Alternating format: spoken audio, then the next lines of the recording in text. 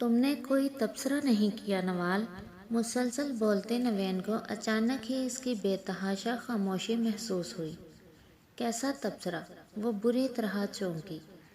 وہ ایبک کو کھانا کھلا رہی تھی، پوری کی پوری گھوم گئی۔ یہی کہ اخفش کسی لڑکی کو پسند کرتا ہے اور اس نے نازک کے لیے منع کر دیا ہے۔ یقین کرو، میری تو میری گھر میں کسی کی بھی بے یقینی کم ہونے کا نام نہیں لے رہی۔ اب جانے بھی دو نوین، صبح سے کتنی بار دہرا چکی ہو۔ زینت بیگم نے اقتاہٹ سے کہا، جوان لڑکا ہے، لڑکی کو پسند نہیں کرے گا تو کیا گائے بکری کو چاہے گا؟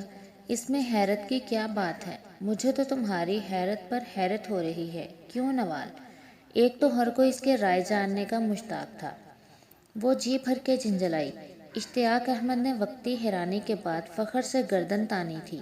انہیں پوتے کی یہ مردانگی پسند آئی تھی۔ پسند کرنا، محبت کرنا، اظہار کرنا مردوں کا ہی شیوا ہوتا ہے۔ بہت خوب۔ وہ جھوم رہے تھے۔ اختب کی حیرت کا دورانیہ ذرا طویل رہا، مگر پھر اس نے بھی لاپرواہی سے کہہ دیا، زندگی اس نے گزارنی ہے جو اس کی پسند۔ اب کوئی اسے نازک کے لیے نہیں کہے گا۔ سب سے زیادہ بے چینی اور بے یقینی نوین کو تھی۔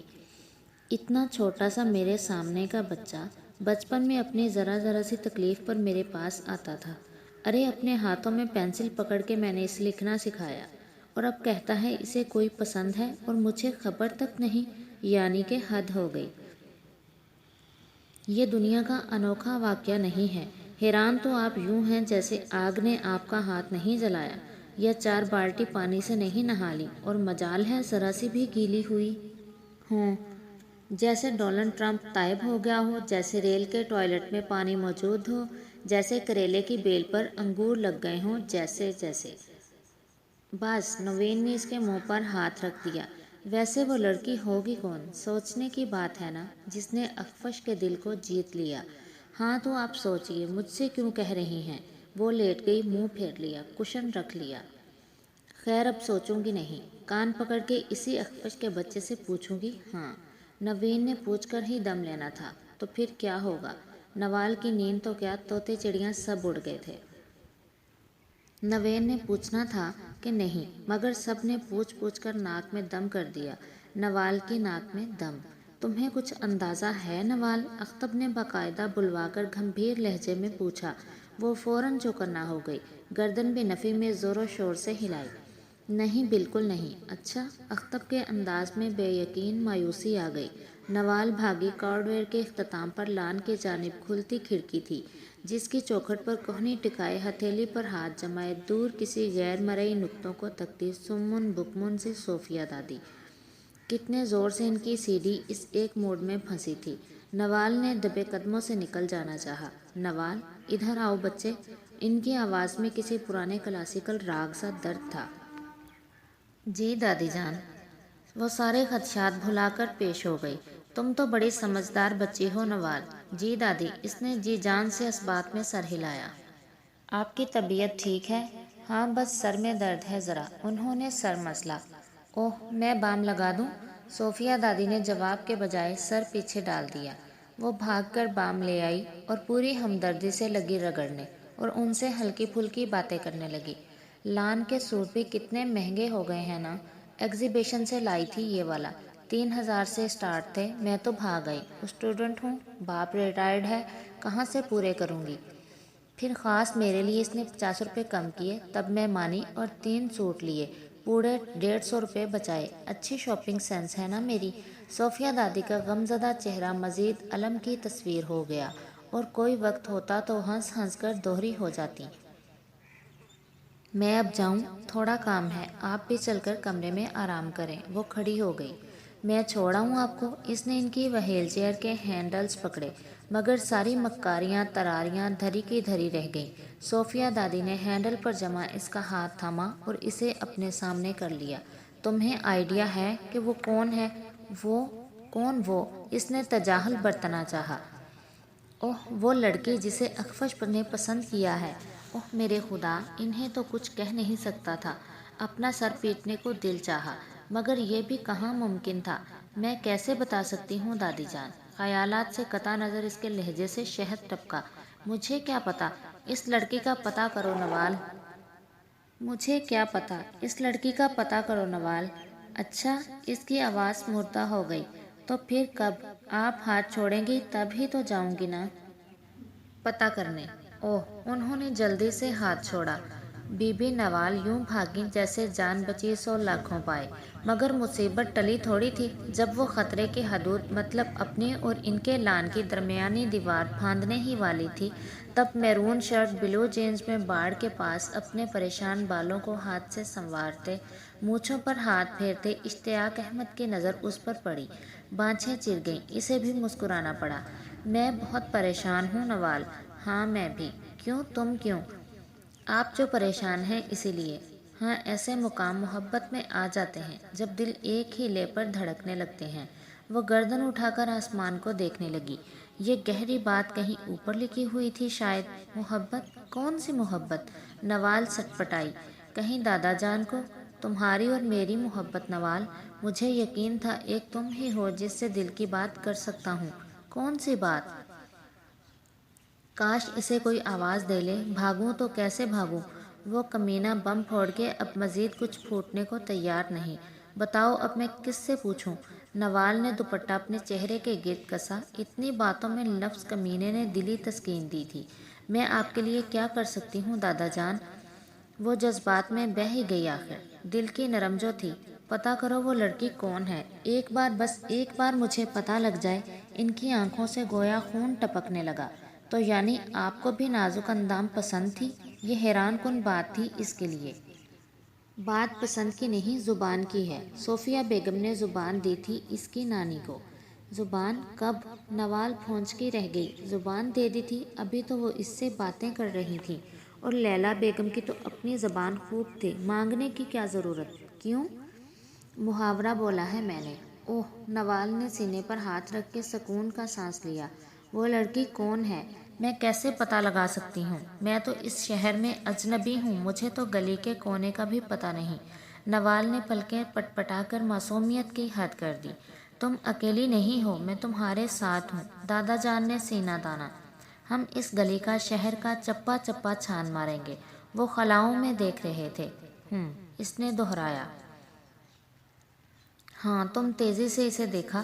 کیا تم میرا ساتھ نہیں دو گی؟ نہیں، اس کے منہ سے سچ نکلا۔ ساتھ اشتیاق احمد کا رنگ اٹھتا دیکھا۔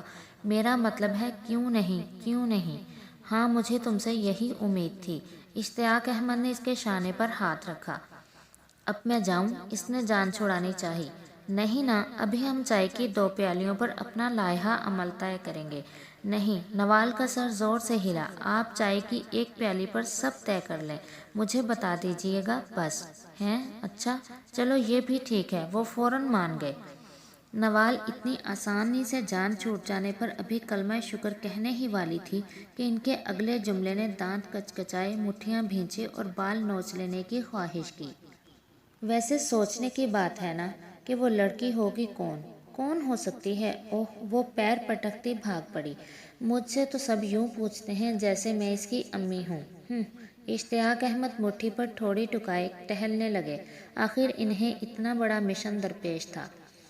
اخفش انعام کا واضح انکار اور وجہ سب کو پتہ لگ گئی تھی۔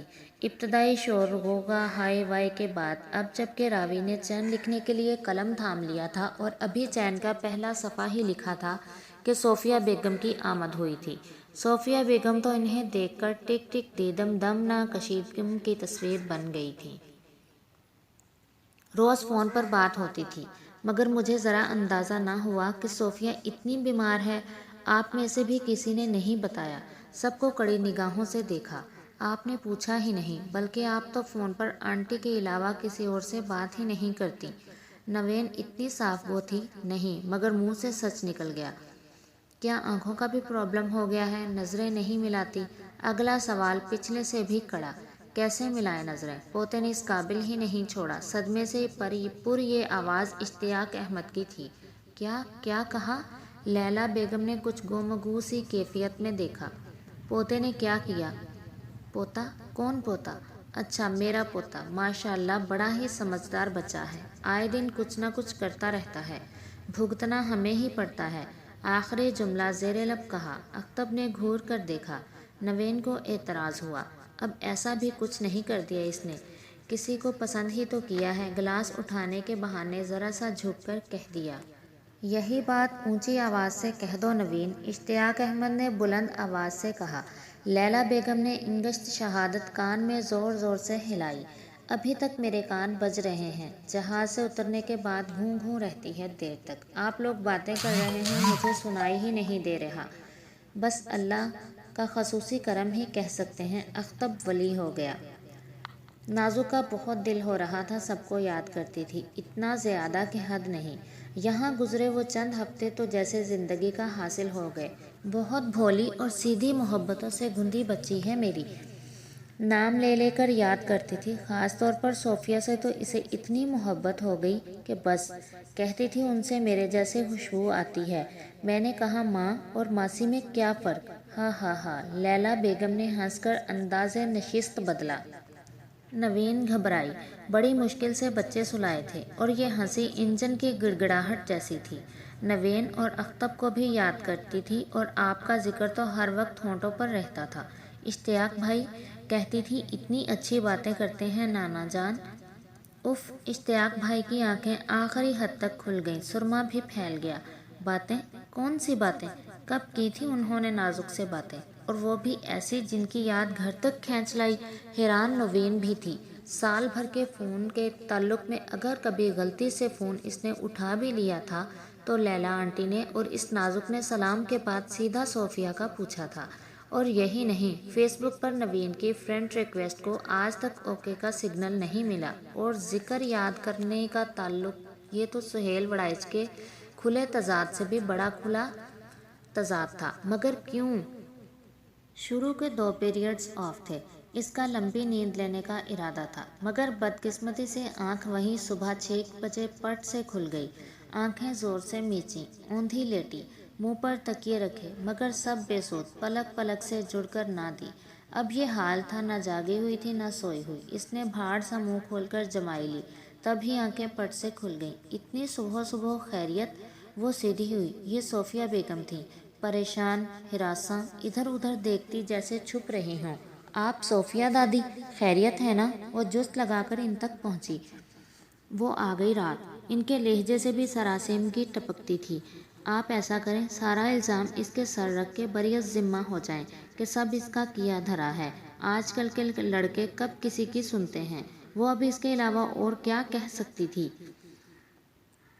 مگر کچھ قصوروار تو میں بھی ہوں نا، لیلا تو میرا گریبان ہی پکڑے گی نا۔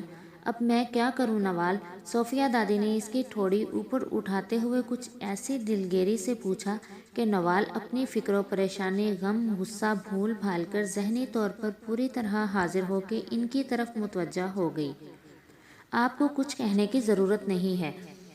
اب جب کہ وہ آ ہی گئی ہیں تو انہیں خود ہی 2-4 دن میں اندازہ ہو جائے گا، بات پتہ لگنے کی نہیں ہے۔ بات یہ ہے کہ وہ مجھ سے پوچھے گی کہ جب میں نے سال پہلے طے کر لیا تھا کہ اپنے پوتے کے لیے اس کی نواسی لوں گی تو اب پیچھے کیوں ہٹی؟ آپ کہہ دیجئے گا لڑکی نہیں مانتا۔ اس نے سادہ حل پیش کیا۔ کہنا تو آسان ہے، پر اس کے رونے کو کون سنے گا؟ اخفش کیا کہتا ہے؟ اسے کیا کہنا ہے؟ جو کہنا تھا کہہ تو چکا، صاف انکار۔ صوفیہ دادی رونے ہی نہ لگ جائیں۔ نوال کو پہلی بار صوفیہ دادی کی پوزیشن کا اندازہ ہوا۔ اس نے سر جھکا کر پہلی بار بہت سنجیدگی اور حساب کتاب سے سارے معاملے کو جانچا۔ صوفیہ بیگم پر امید و یقین نگاہوں سے اسے دیکھنے لگی۔ آپ ایک کام کریں۔ اس کے لبوں پر وہ مارا جیسی مسکان آ ٹھہری۔ اسے دودھ نہ بخشنے کی دھمکی دے کر مجبور کر دیں۔ دودھ؟ صوفیہ بیگم کا کھلتا چہرہ فیوز بلب بن گیا۔ میں کیسے دے سکتی ہوں یہ واسطہ؟ میں اس کی دادی ہوں۔ انہوں نے دادی پر زور دیا۔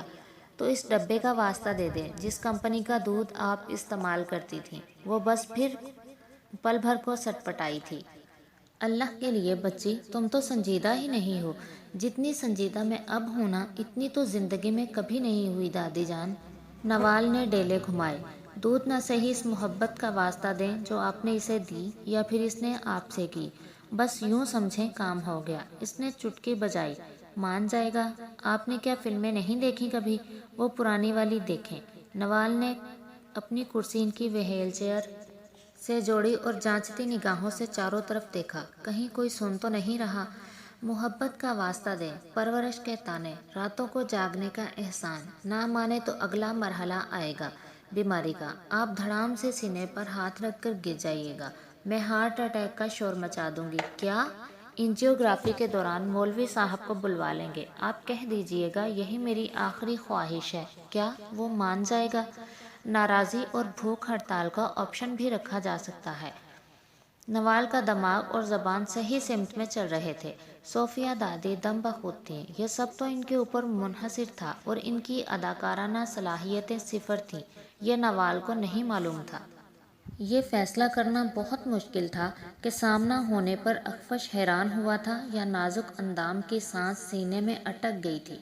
ہاتھ دل پر دھرے وہ پھٹی آنکھوں سے دیکھتی رہ گئی۔ پہلے تو وہ پہچانی ہی نہیں۔ وہ جمائیاں روکتی، انگڑائیاں سنبھالتی، سہج سہج برآمدے کی سیڑھیاں اترتی لان میں جا کر چہل قدمی فرمانا چاہتی تھی، اور وہ صبح اذانوں کا اٹھا آدھے شہر کی لمبائی چوڑائی ناپ کر پسینے میں تربتر واپس آیا تھا۔ دونوں سیڑھیوں پر ہی یوں ساکت ہوئے جیسے انڈین سوپ میں سامان ٹھہر جاتا ہے۔ عمر گزر جاتی ہے، مگر بس وہ ایک پل، وہ ایک پل۔ ادھر نازک کے لیے تو پہچان کے مشکل مرحلے کے بعد بے یقینی اور صدمہ کا آغاز تھا۔ نہیں، یہ نہیں ہو سکتا۔ یہ کیسے ہو گیا، وہ جس نے کبھی غلطی سے بھی نہیں گمان کیا تھا۔